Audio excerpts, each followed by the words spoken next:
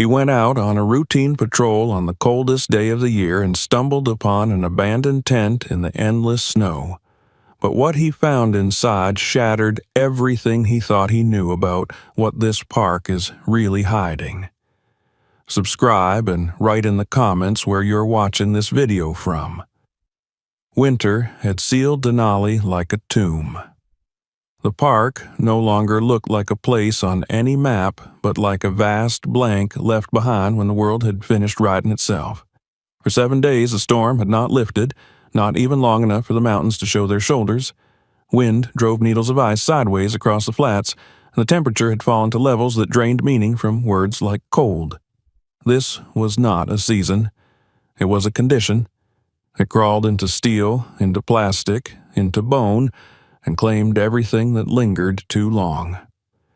The Stampede Trail had been closed for nearly 2 months, its gate locked with a red tag that warned of fatal exposure and zero response time. Even the snowmobiles of the winter cruise no longer ran that deep. Too many whiteouts, too many dead batteries, too many radios that went silent. The last time the trail had been opened in January, a pair of contractors had taken 12 hours to reach a ranger outpost less than 20 miles from the road. They survived only because the wind buried them in snow that insulated their broken truck just enough to keep their blood from freezing. The report called it an anomaly. Lamar Hill called it a warning. He had been working the winter detail for almost 9 years, long enough to understand that Denali did not operate by exception. It operated by erasure. It erased landmarks. It erased plans. It erased people. You learned quickly not to argue with it. You learned to read the way drifts settled against the trunks of black spruce and how the ridgeline of a buried creek could still be traced by the way the wind bent the snow into a pale spine across the flats. Lamar had learned these things because once he had not known them, and the memory of that ignorance had nearly killed someone. The radio crackled in the patrol cabin just after dusk, the weak solar lamps above the desk flickering as the generator strained against the cold. The signal was faint, nothing like the clean emergency pings that usually cut through the static. It sounded more like the afterimage of a signal, a ghost of a transmission that had already decided not to be heard. Dispatch tried to repeat the coordinates twice. Both times the words dissolved into white noise. When Lamar asked them to try again, there was a pause that lasted just long enough for him to imagine the person on the other end checking the weather feed and the duty roster and deciding that this one could wait.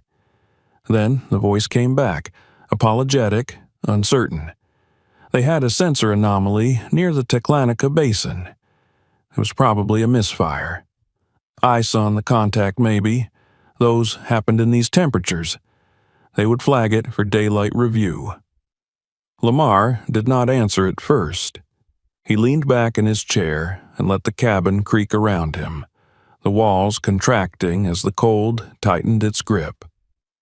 The Teclanica was not a tourist zone in winter. There were no scheduled patrols, no maintenance routes, no sanctioned traffic. If a beacon was transmitting from that sector, it meant one thing. Someone had been there who was not supposed to be. He told dispatch he was heading out. The response was immediate and predictable. They told him to wait, to follow protocol, to let the morning shift assess. He listened until the end, and then said he was going anyway. When the line went quiet, he stood and began to pack. The motions were automatic.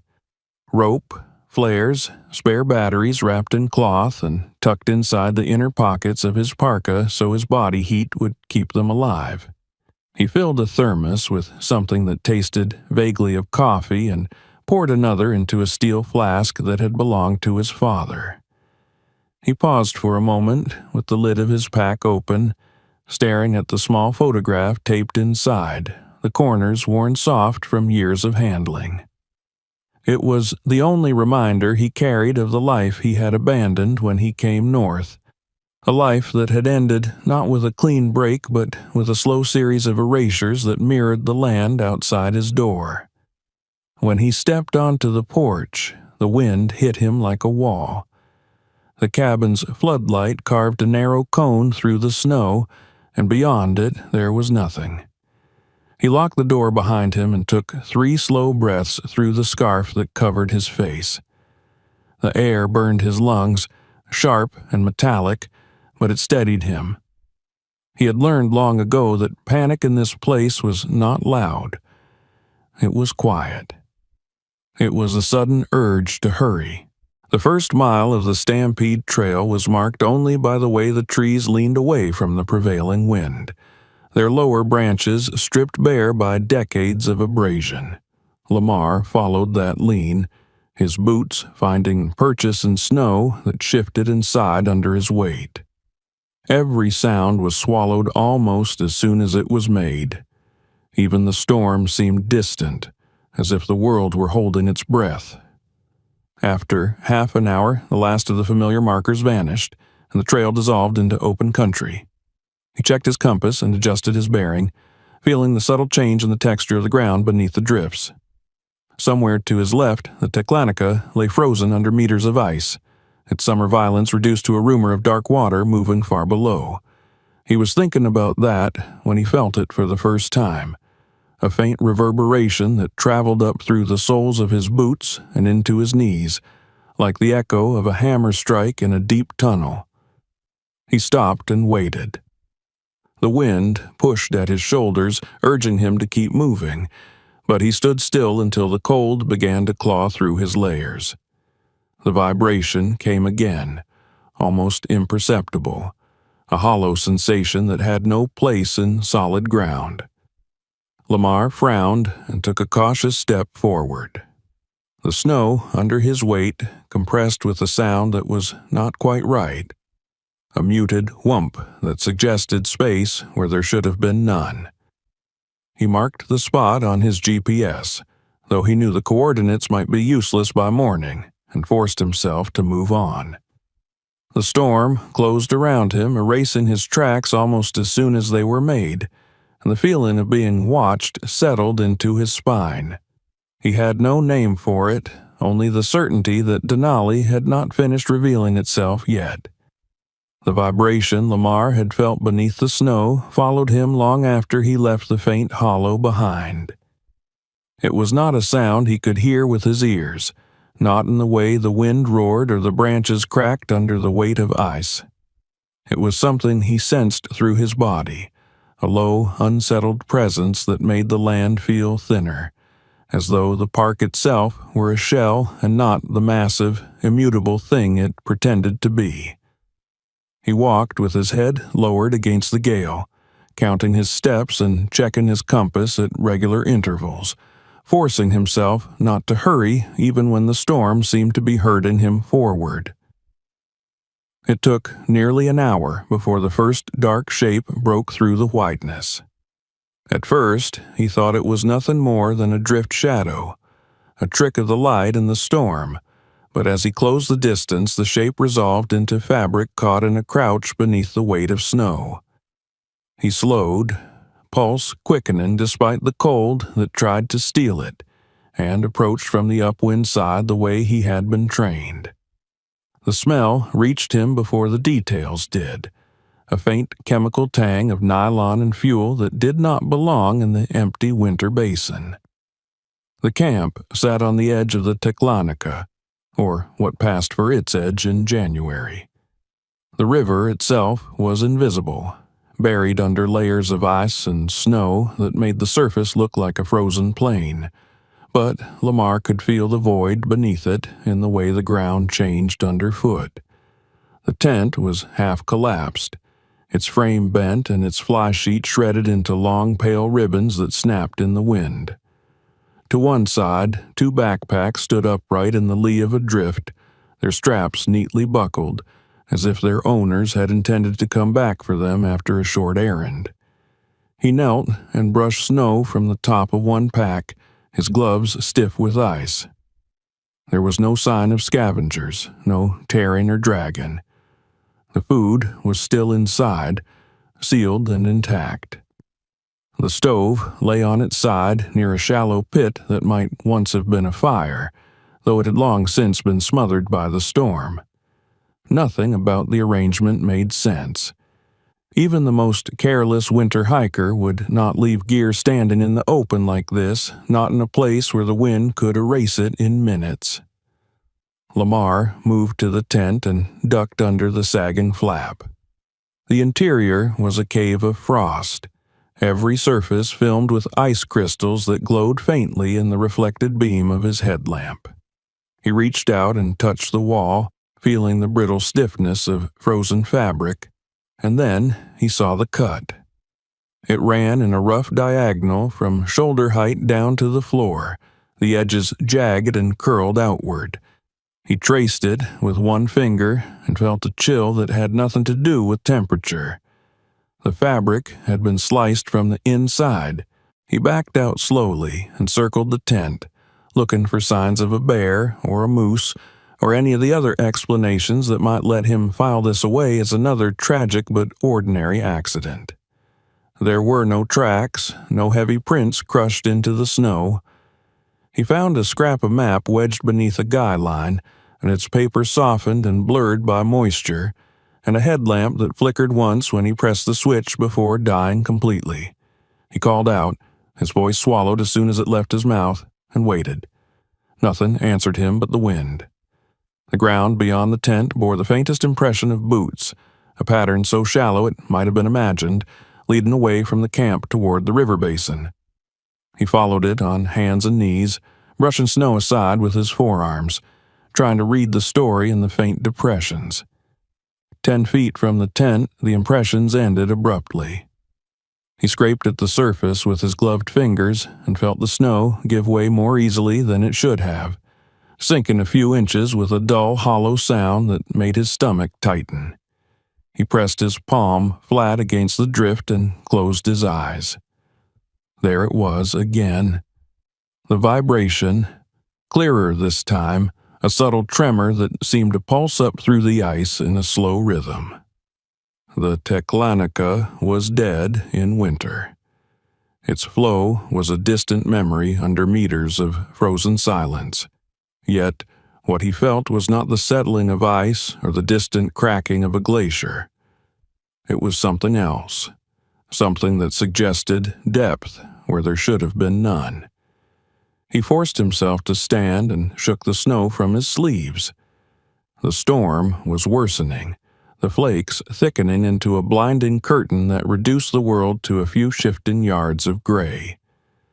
He needed to mark the site before he lost it. He drove 2 fluorescent flags into the drift at the edge of the camp and logged the coordinates, aware even as he did so that the markers might be buried or blown flat by morning. When he turned back toward the tent, his eye caught on a dark shape half hidden in the folds of torn fabric. It was a jacket, wedged between the collapsed poles, its hood crusted with ice. He tugged it free and checked the pockets by feel. His fingers closed around something hard and rectangular. He drew it out and held it up to the light, a small waterproof case the size of a deck of cards. Inside, protected by rubber seals, was a flash drive. For a long moment, he simply stood there, the storm tearing at him, the case warm against his palm in a way that felt wrong. This was not gear you left behind. This was not trash blown in from the road. This belonged to someone who had been here recently, someone who had thought enough to safeguard their data even as they fled whatever had driven them from their shelter. He slipped the flash drive into the inner pocket of his parka and took one last look around the camp. His training told him to stay, to search outward in widening arcs until he found a trace of the missing people, but the sky had other ideas. The light was failing, the wind rising to a pitch that made it difficult to stand upright, and the hollow places in the snow were becoming more numerous as he moved, patches where the crust dipped and sighed under his weight. If he stayed much longer, he would be adding his own name to the list of people who vanished in this park every year. The walk back to the patrol cabin was a blur of white and strain. Twice he stumbled and had to catch himself with his ice axe, the ground slumping alarmingly beneath him before it firmed again. The sensation of being watched returned, stronger now, as if something below the surface were aware of his presence and curious about it. By the time the dark outline of the cabin emerged from the storm, Lamar's muscles were trembling with fatigue, and the cold had begun to creep past the outer defenses of his gear. Inside, the air was barely above freezing, but it felt like summer after the emptiness outside. He peeled off his gloves and parka and stood in front of the heater until sensation returned to his fingers in painful waves. Only then did he pull the flash drive from his pocket and set it on the desk beside the radio.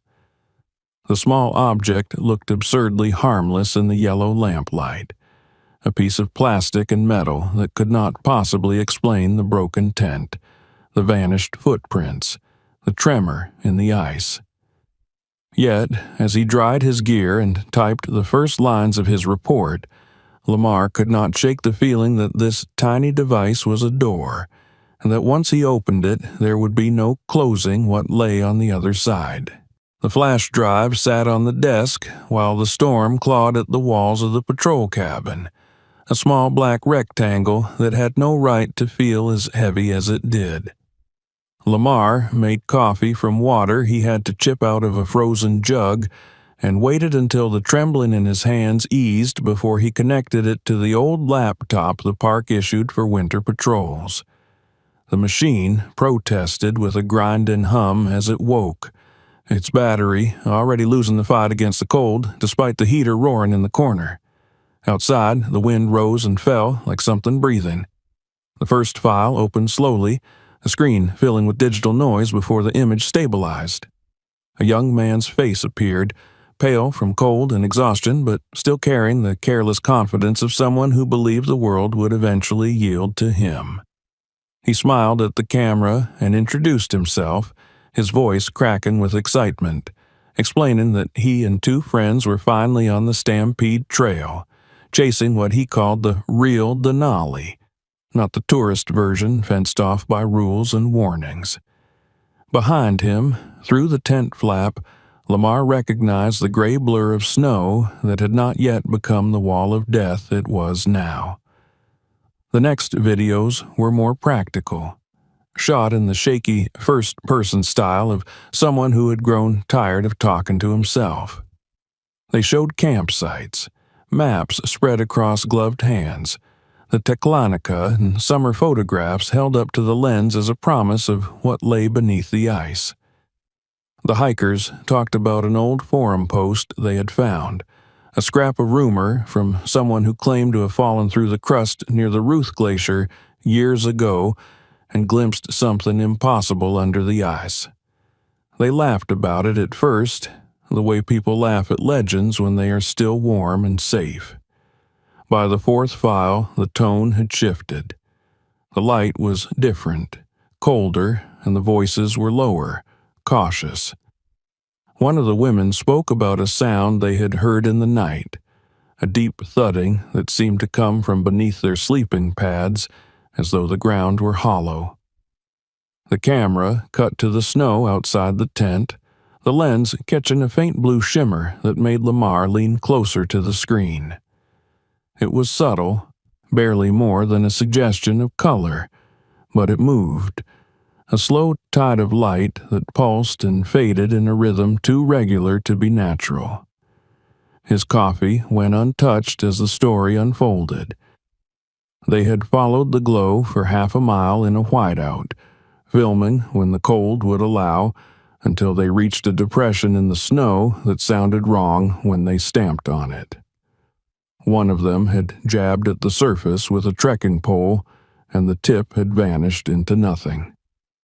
The next clip showed the camera peering down into a narrow crack in the ice, the edges glistening wetly, the blue light swelling and receding like a heartbeat far below. Lamar felt the same hollow vibration in his bones as he watched, the echo of what he had felt with his own body out on the Teklanica. The hikers' voices overlapped in the recording, fear and excitement tangled together as they argued about what to do. Someone mentioned that this had to be connected to the glacier, that the Ruth was known for its deep crevasses and hidden caves, but no one could explain the light or the warmth they swore they felt on their faces when they leaned too close to the opening. The last of the early videos showed them widening the crack with ice axes, working carefully, laughing too loudly to hide their nerves. Then the files jumped forward several hours. Night had fallen, and the camera was lit by headlamps that shook in unsteady hands. The blue light was brighter now, illuminating the underside of the ice in ghostly patterns that looked almost architectural, curved lines and angles that suggested something shaped, not eroded. They talked about metal. The lens slid across a patch of exposed surface far below, and Lamar froze the frame.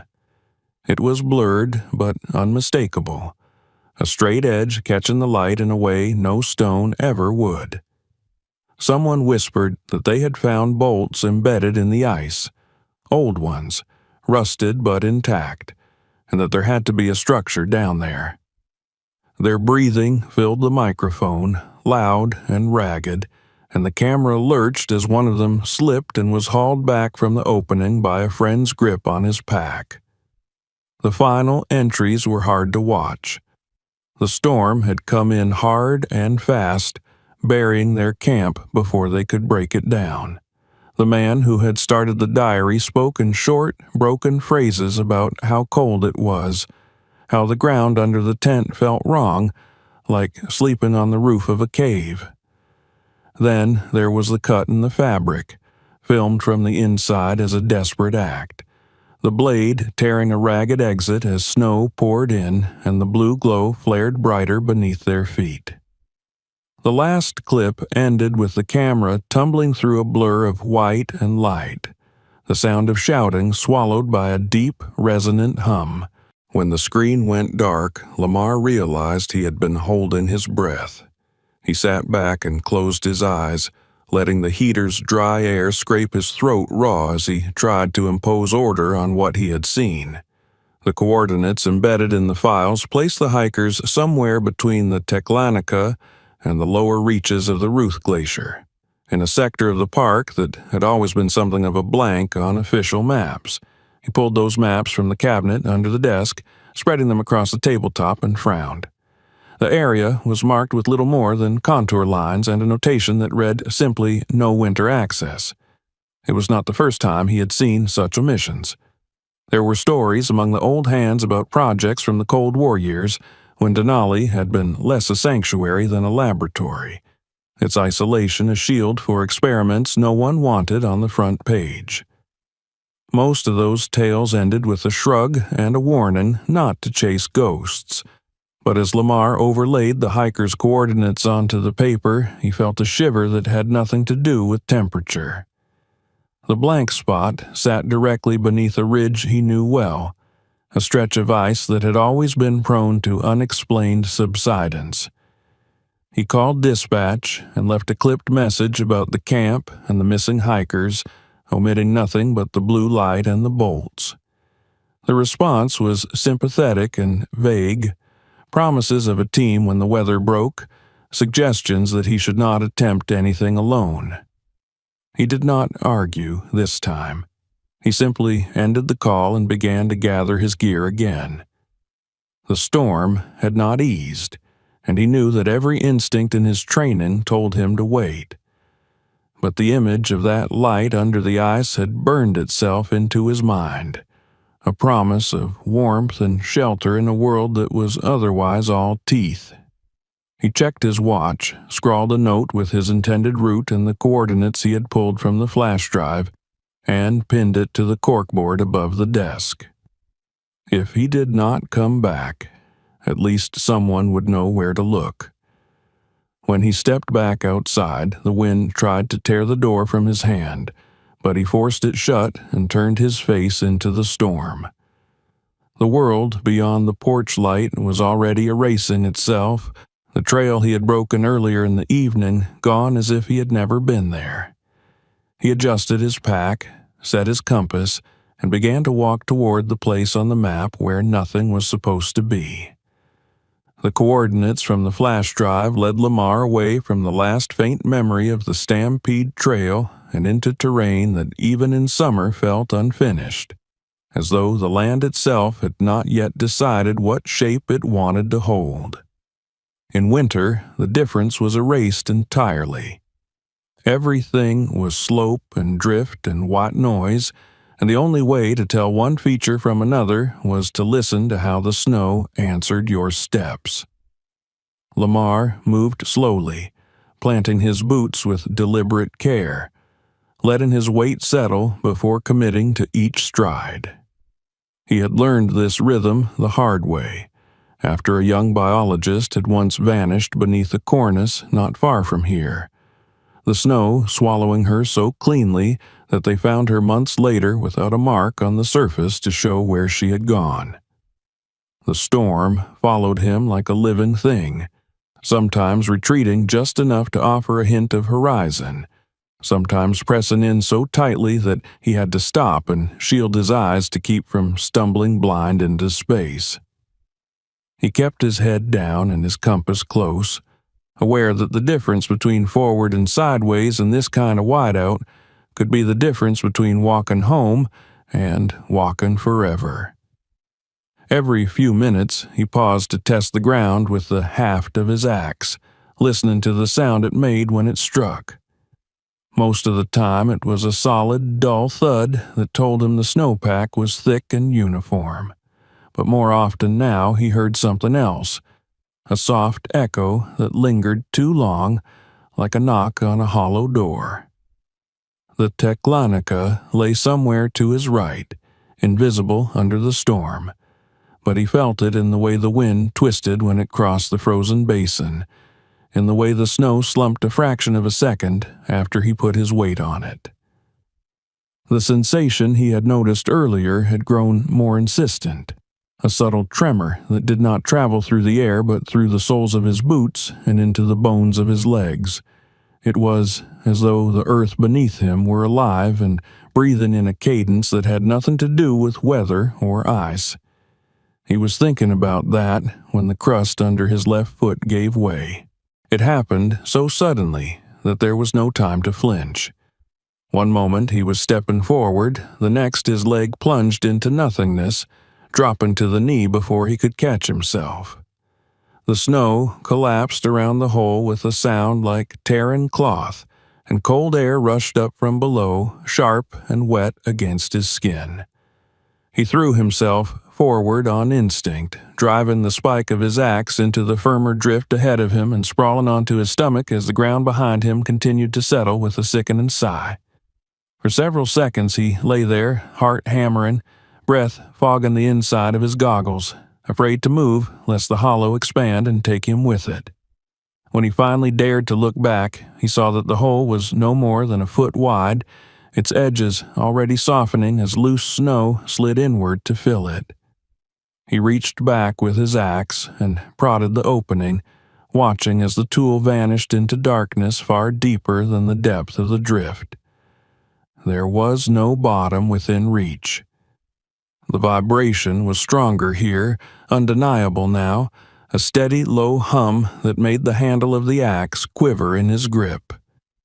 He lay there, listening to it, the storm muted for a moment by the sudden focus of fear, and felt the cold air rising from the gap like the breath of some buried animal.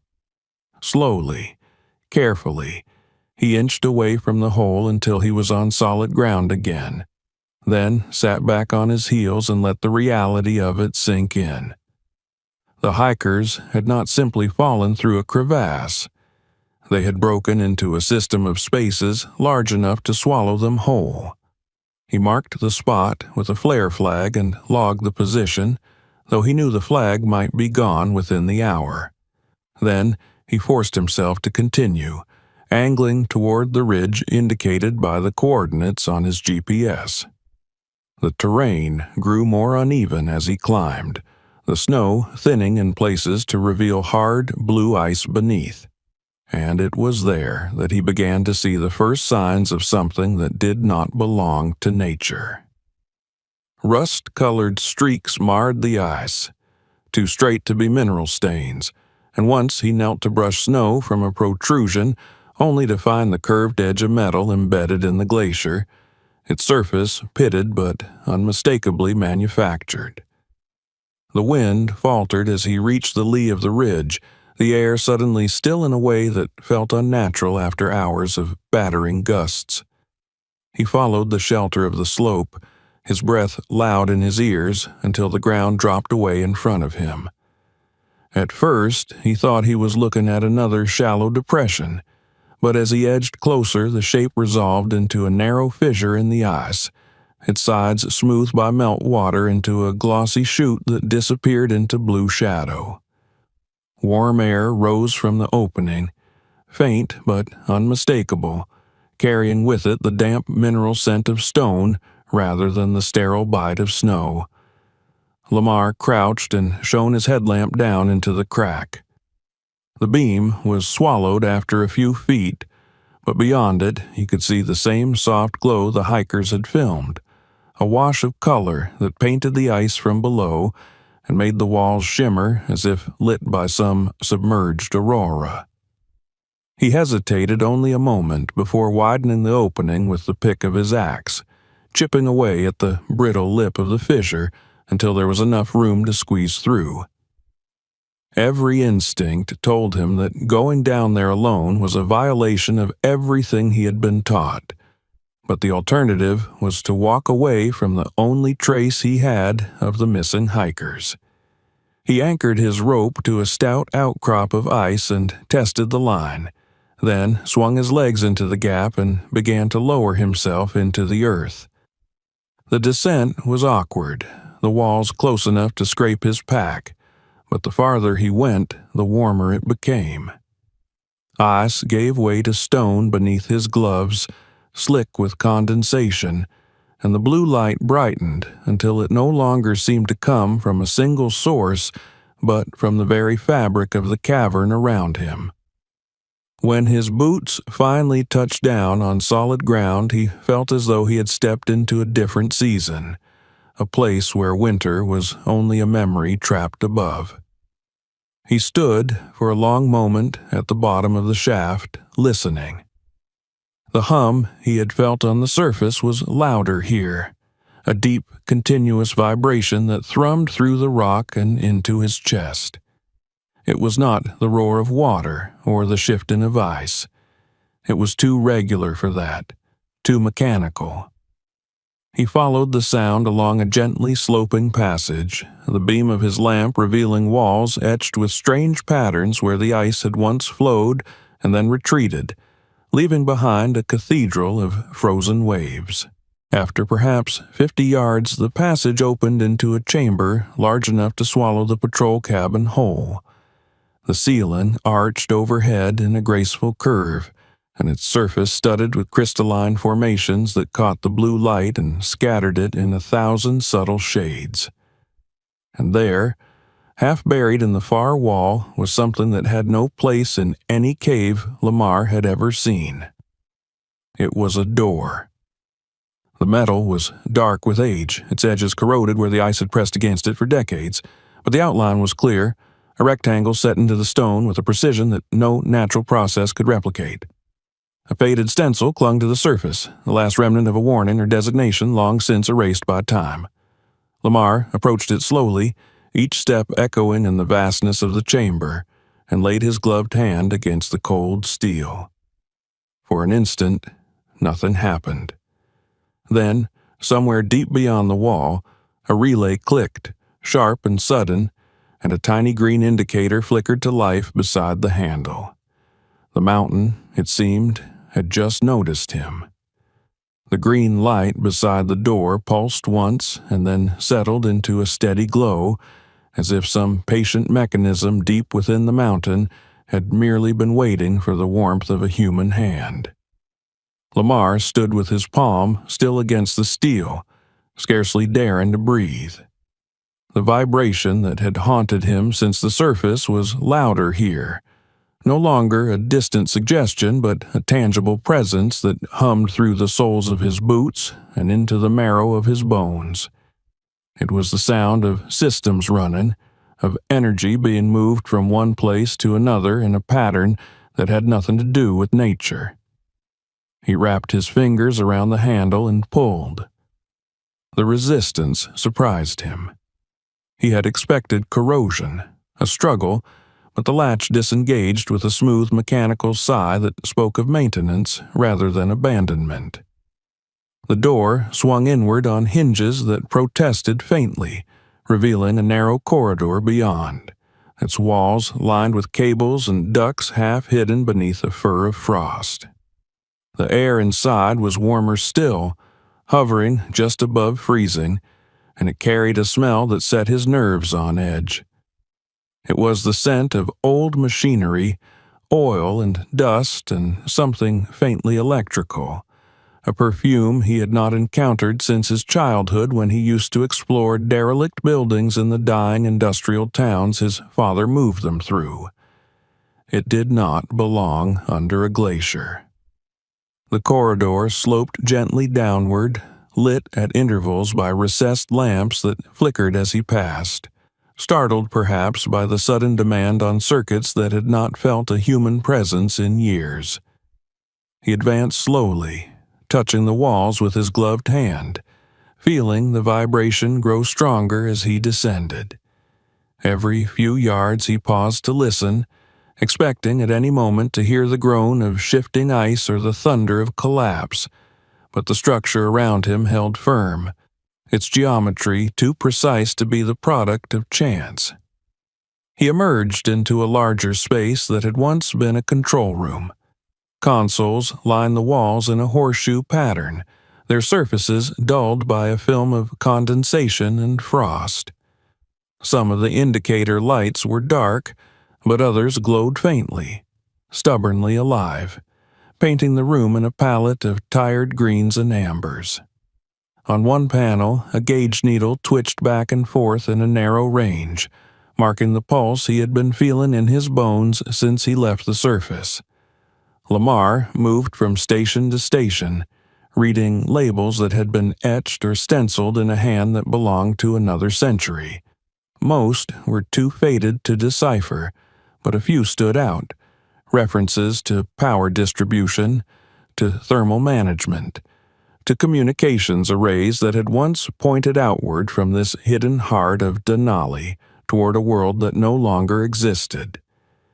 It did not take much imagination to reconstruct the story.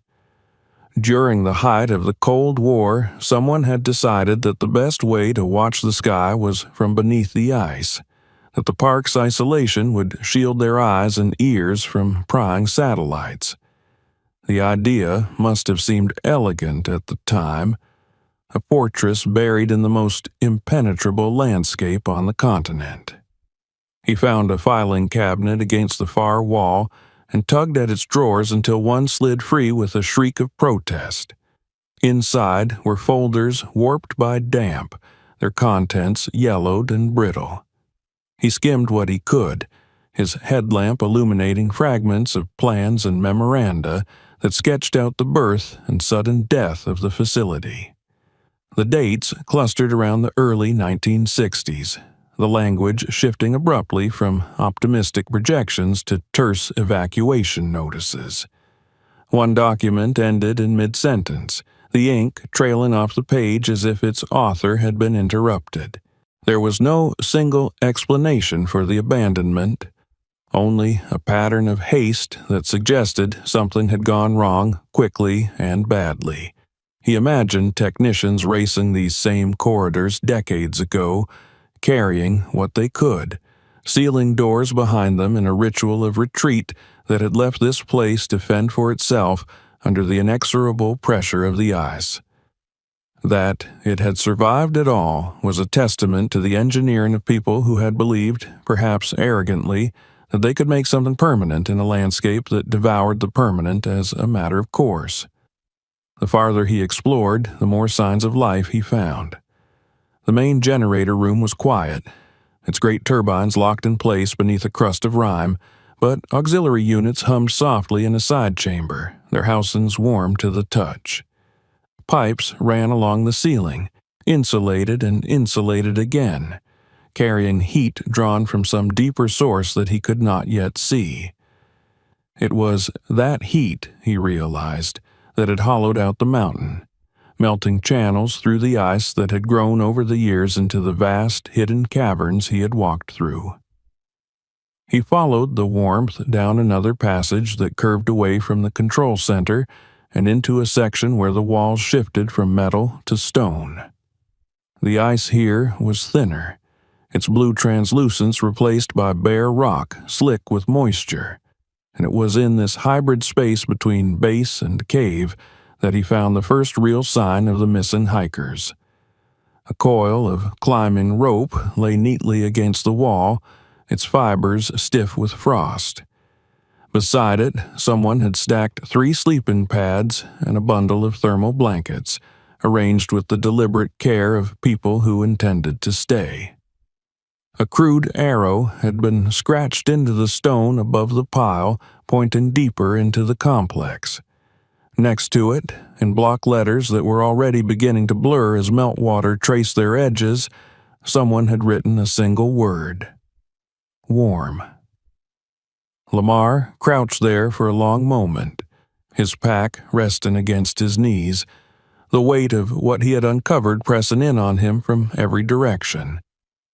The hikers had not died in the snowstorm. They had found this place and chosen to move forward rather than back, drawn by the same impossible promise of shelter that had pulled him down through the ice. The base had not merely survived, it had become a refuge. The vibration changed as he moved beyond the improvised camp, deepening into a more complex cadence that suggested multiple systems working in concert. He passed through a series of chambers that bore the marks of human adaptation. Tarps hung to create smaller rooms, cooking equipment arranged around a vent that exhaled steady warmth, water dripping into a collection of scavenged containers from a pipe that had been coaxed back into service. This was no longer an abandoned installation. It was a living place, shaped by hands that had no intention of letting it die. Somewhere ahead of him a voice murmured, too distant to make out words, but unmistakably human. Lamar froze, the beam of his headlamp trembling as his heart surged against his ribs. He had come this far, prepared to confront relics and ghosts, but the presence of real people, breathing and speaking under the ice, brought a new and urgent gravity to his mission. He had crossed a threshold from rescue to revelation, and he had no idea which side of it he was supposed to stand on. The murmur Lamar had heard resolved into the scrape of boots on stone and the soft clatter of something being set down carefully, the ordinary domestic noises of people who had lived too long in places that were never meant to feel like home. He extinguished his headlamp and stood in the blue glow that seeped through the cavern like light filtered through deep water. It was easier on the eyes this way, and less likely to announce his presence too abruptly. He advanced with measured steps, every sense straining for cues, until the passage widened again and the smell of wood smoke reached him, so faint it might have been imagined, yet unmistakable once he recognized it.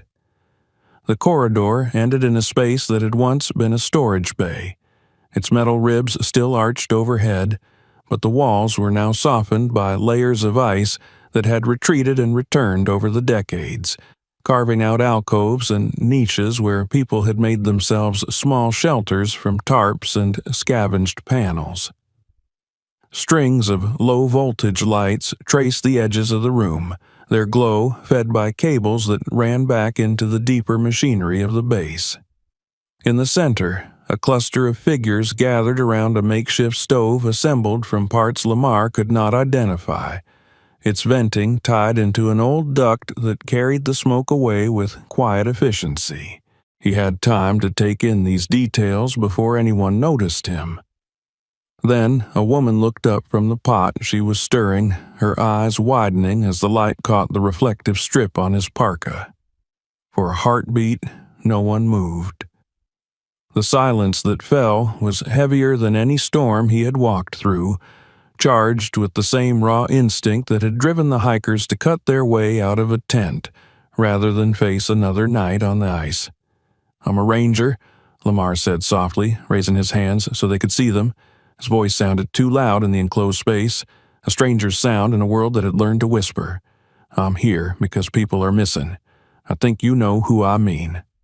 A man stepped forward, taller than the others, his beard matted with frost despite the warmth of the cavern. He held a length of pipe in his hand, not quite a weapon, but close enough to be one if he needed it to be. Lamar met his gaze and did not look away. After a long moment, the man lowered the pipe and gestured for him to keep his voice down. "You shouldn't be here," the man said. His tone was not hostile so much as weary, as if he had been waiting years for this moment and dreading it every day. No one should. They led Lamar through a maze of interconnected chambers, past rooms that had once housed equipment and now held bunk beds fashioned from scrap, tables scarred by the use of too many hands, shelves lined with jars of melted snow filtered through layers of cloth and charcoal. Everywhere he looked, he saw evidence of ingenuity born of necessity.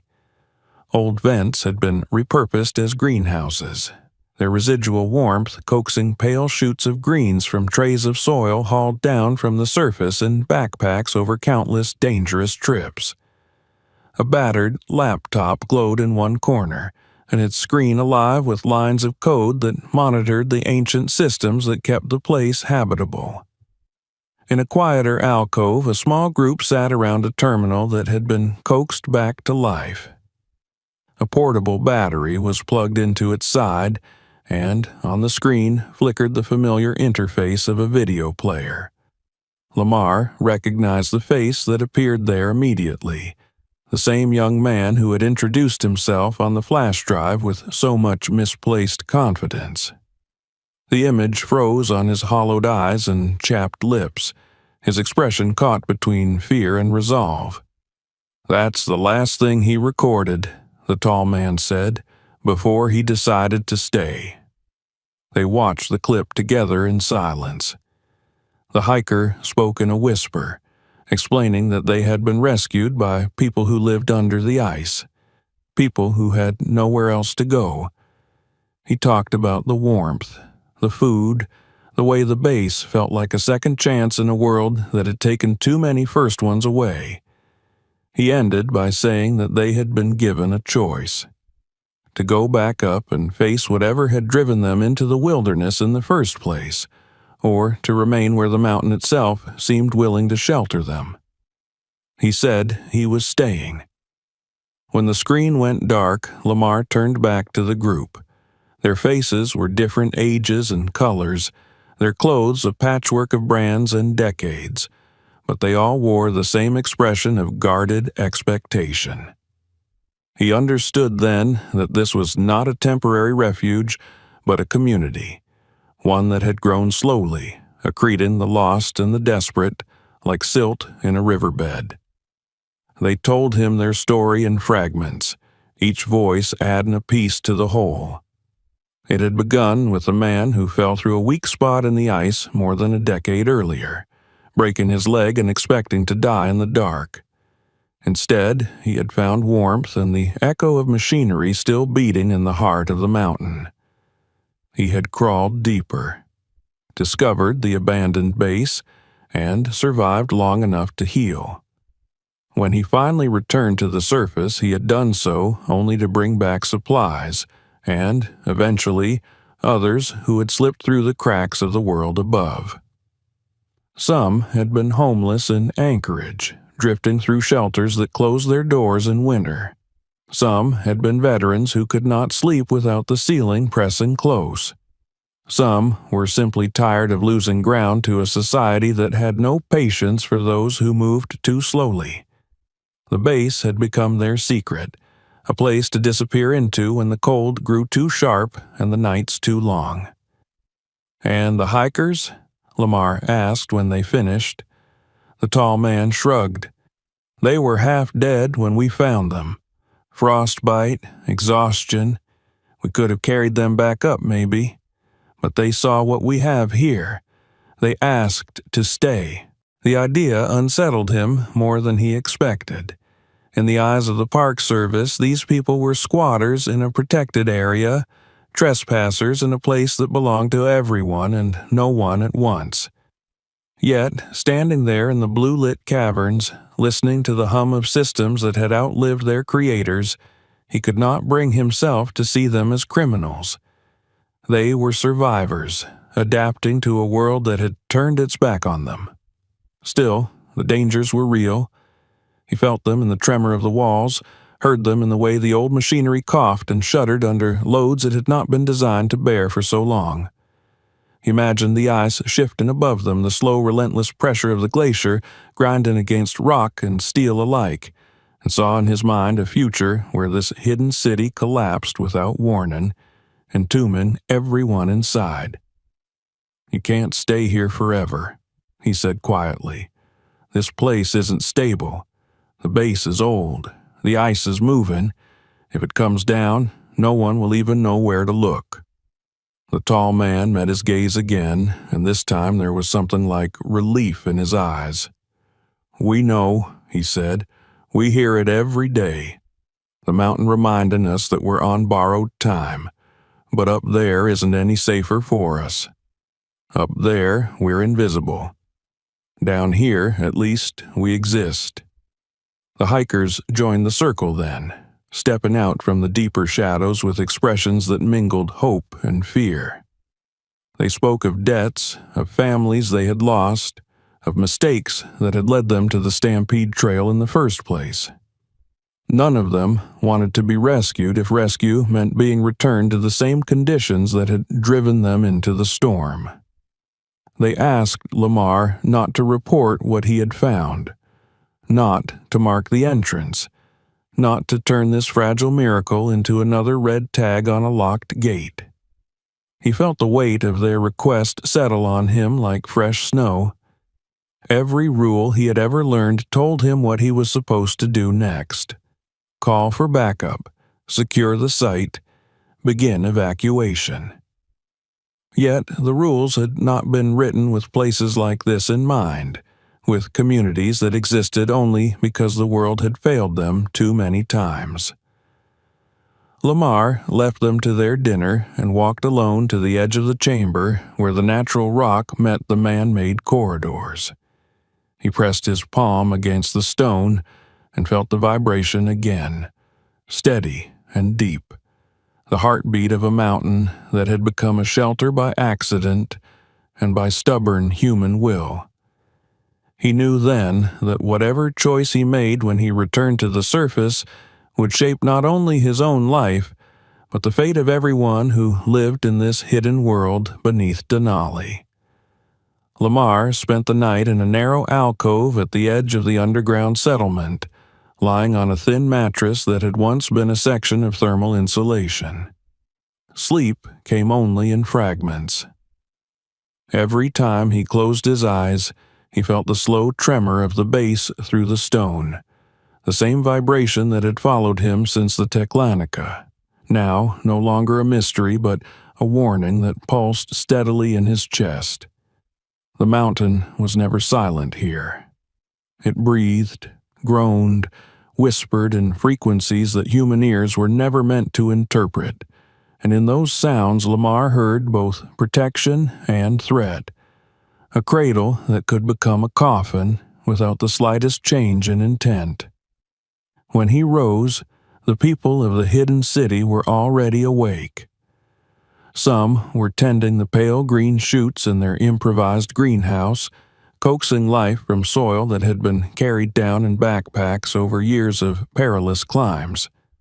Others were clustered around the machinery bays, checking gauges, listening to the old systems with the practiced attention of those who knew that a single unnoticed failure could end everything. The hikers were among them now, no longer visitors but participants, their faces no less strained but altered by a cautious sense of belonging. The tall man who had first confronted Lamar found him near the junction where the base gave way to raw cavern. He introduced himself as Everett and spoke without preamble, his voice low so it would not carry through the tunnels. He said that the community had lived with the fear of discovery since the beginning, that every winter storm was both a shield and a threat, hiding them from the world while at the same time reminding them how thin the barrier was between survival and extinction. He said that Lamar's arrival changed everything, because now the secret was no longer just theirs. Lamar listened and said little. He walked the corridors with Everett and saw things he had missed the night before. Cracks spidering across load-bearing supports where the glacier's pressure had shifted the geometry of the base. Condensation pooling in places where the insulation had thinned, a sign that the thermal balance was beginning to fail. A section of ceiling where the ice had recently sagged enough to shear a conduit, its copper interior exposed like a nerve. These were not the problems of a place that could simply be left to endure. He gathered the hikers and the older members of the settlement in what had once been a briefing room, its walls still bearing faded insignia beneath layers of frost. They stood in a loose circle, the blue glow painting their faces in the same muted palette, erasing the differences that might have mattered anywhere else. Lamar told them what he had seen. He did not soften the truth. He said the base was deteriorating, that the glacier was moving in ways no one could fully predict, that the systems keeping the caverns warm were ancient and had been running far longer than anyone who built them would have thought possible. He said that if there was a collapse, it would not announce itself. It would simply happen, and no one on the surface would even know where to dig. Some of them argued. They had heard warnings before, had lived with the creak of the mountain long enough that it had become part of their rhythm. Others stared at the floor, the weight of his words pressing down on hopes that had been fragile from the start. The hikers spoke last. They said they understood the risk but that they were not ready to go back, that whatever waited for them above the ice felt more dangerous than anything the mountain could do. They asked him again not to betray them, to let this place remain the invisible refuge it had become. Lamar felt the old familiar ache of duty settle in his chest, the same ache that had drawn him north years ago when he had decided that the only way to live with the choices he had made was to place himself in a world governed by rules larger than regret. Those rules were clear. A hidden settlement in a national park was not just illegal, it was a liability that could not be ignored. His radio, hanging silent from his belt, was a link to an authority that would descend on this place with helicopters and engineers, sealing tunnels, evacuating people who did not want to be saved, turning a living secret into a report and a warning sign. But he had also seen the faces of those people, the way they had shaped their lives around the rhythms of the base, the small rituals that made this impossible place feel like home. He had heard the desperation in the hikers' voices when they spoke of the world they had fled, and he had felt the mountains tremor, the promise of warmth that had drawn all of them down through the ice in the first place. The decision came to him not as a revelation, but as an acceptance of something he had known since he had first knelt beside the broken tent. There was no outcome here that did not involve loss. The question was only whose loss he was willing to live with. He told them he would not transmit the exact coordinates of the entrance. The relief in the room was immediate and almost painful to witness, but he did not leave it there. He said he would also not pretend this place was safe. He proposed a compromise that satisfied no one completely but offered a thread of hope. He would return to the surface and report that the hikers had been found in a natural cave system beneath the Ruth Glacier, omitting the existence of the base itself.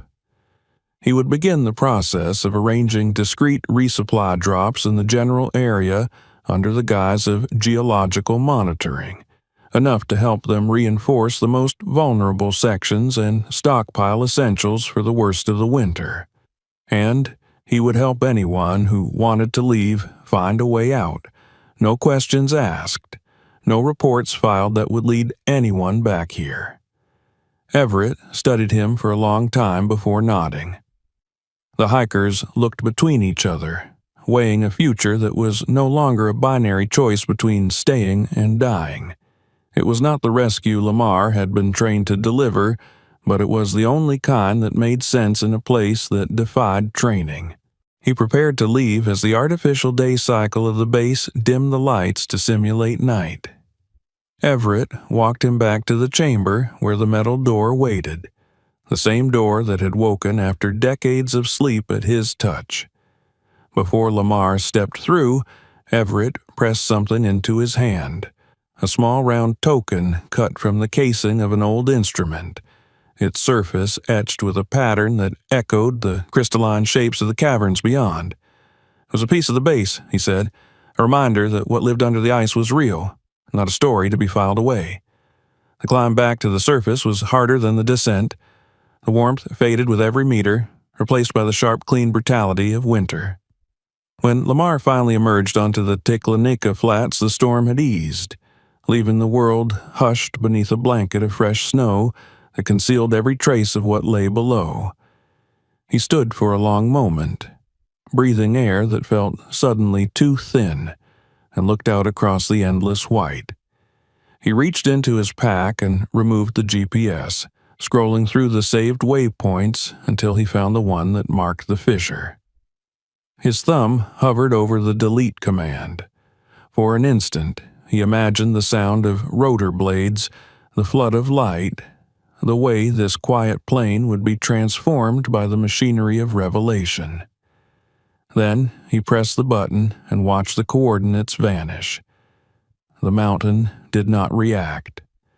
It did not thank him or warn him or make any sign that it had registered his choice.